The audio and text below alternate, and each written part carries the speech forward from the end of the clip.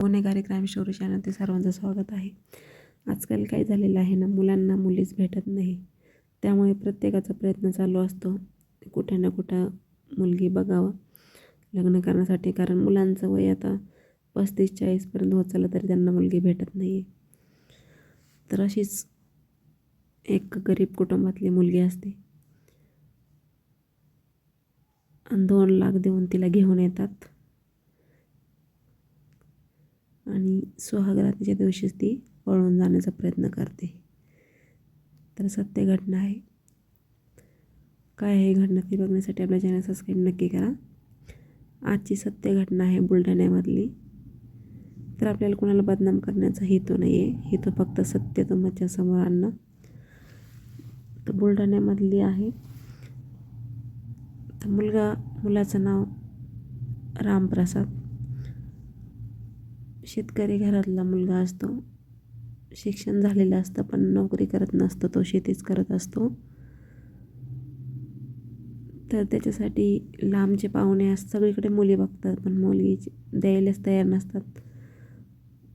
त्यामुळे मग एका नातेवाईक सांगतो की ते इथे मुलगी आहे, गरीब घरातली आहे.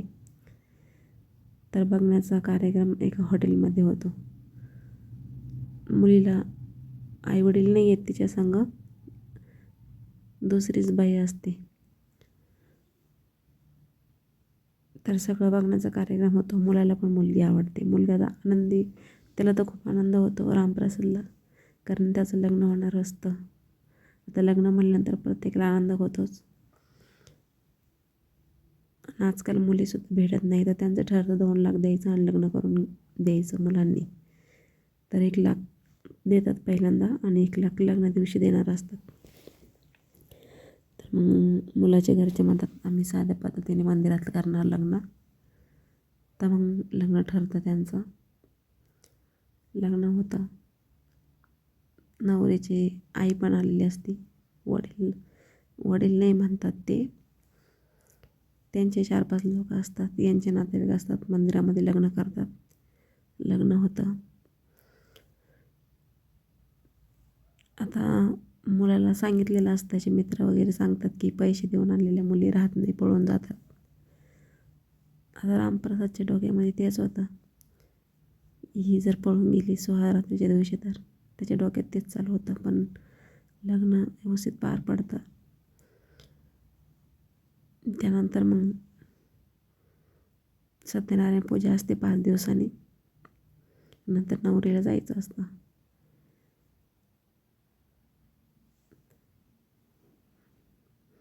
पण नवरीचा आणि त्यांचा प्लॅन ठरलेला असतो तिच्या साथीदारांचा की आपल्या सुहागरातीच्या दिवशीच पळून जायचं.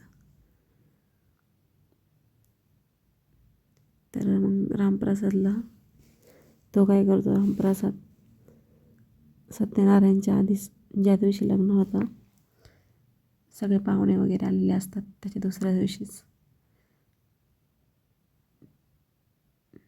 नवरीला बोलवतो रूममध्ये. गप्पा मारतात दोघंजणं. तर गप्पा मारतात.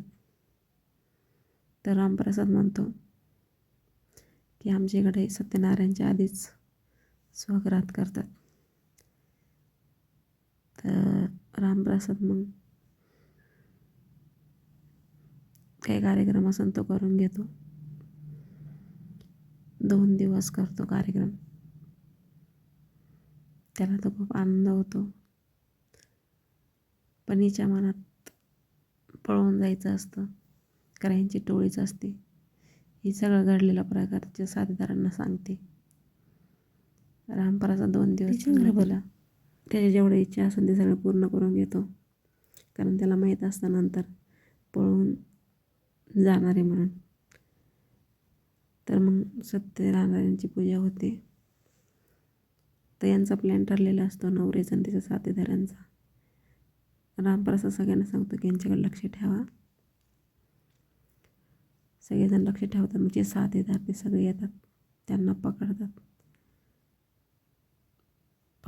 आणि मग ते साथीदार म्हणतात की आम्हाला जाऊ द्या, तुमचे पैसे आम्ही देऊन टाकतो.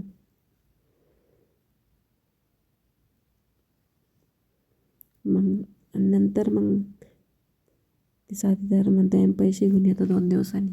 ते निघून जातात साथीदार. नवरी तिथंच राहते.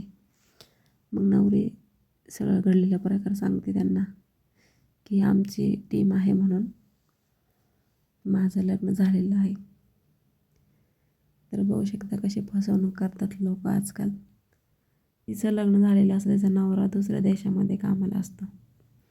मग तिच्या नवऱ्याला ती फोन करते आणि 2 लाख रुपये घेते आणि यांना देते, रामप्रसाद यांना. तिथून तिची सुटका होते.